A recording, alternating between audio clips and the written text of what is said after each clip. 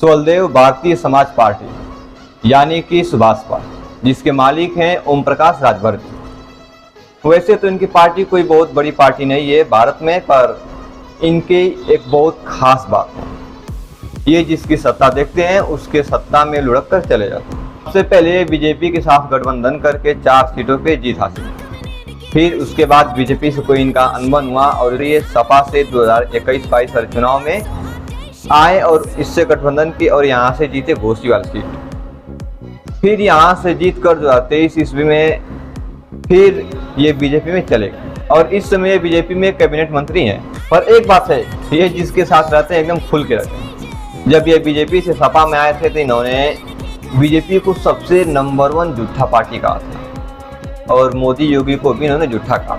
दुनिया में अगर झूठ बोलने वाला कोई नेता एक नंबर, तो वो नेता का नाम है नरेंद्र मोदी। अच्छा, दूसरे नंबर का झूठा अगर कोई है तो उसका नाम है योगी आदित्यनाथ। मैं तो जाके मंदिर में घंटा बजा बैठे कि भाई कल हम हुआ, अरे बाबा इतना वक्त हाल ही में इन्होंने एक विवादित बयान दिया।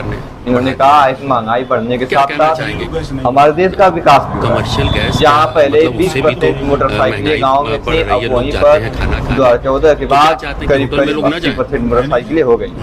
यानी कि इनके कहने का साफ मतलब है कि महंगाई बढ़ रही है तो विकास भी हो रहा है। फिर तब तो इनके हिसाब से ज्यादा महंगाई बढ़ेगी तो लोग मोटरसाइकिलें और कार, डायरेक्ट ट्रेन और हेलीकॉप्टर भी खरीद सकते हैं। वहीं पर इन्होंने कहा कि कमर्शियल सिलेंडर के दाम बढ़े, घरेलू सिलेंडर के दाम नहीं बढ़े।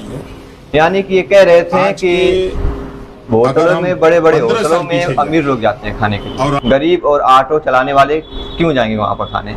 मतलब कि जो लोग छोटे छोटे कारोबार करके अपने जीवन का यापन कर रहे हैं, अब उनके लिए भी तो कमर्शियल सिलेंडर बढ़ेगा। होटल में वही लोग जाते हैं जिनके पास माल है।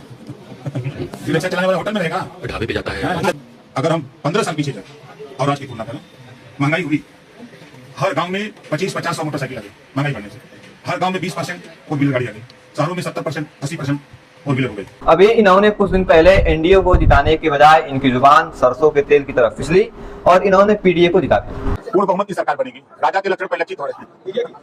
100% राजा के लक्षण पर लक्षित हो रहे हैं। पीडीए आ रहा है, पीडीए नहीं एनडीए। अभी तो लगता है कि इनकी भी मानसिक संतुलन बिहार के पूर्व सीएम नीतीश कुमार जैसे हो गई। अभी इन्होंने सदन में 30 अप्रैल को सपा के नेताओं पर भड़कते हुए कहा कि खपचाली ठुका जाता और घोसी में घुस जाता। वैसे तो ये अपने समाज के और अपने पार्टी के बड़े नेता के रूप में जाने जाते हैं, पर जोश में आकर ये कुछ भी विवादित बयान दे देते हैं। वैसे आप भी इनके बारे में कुछ जानते हैं तो अपनी ओपिनियन कमेंट में जरूर दें।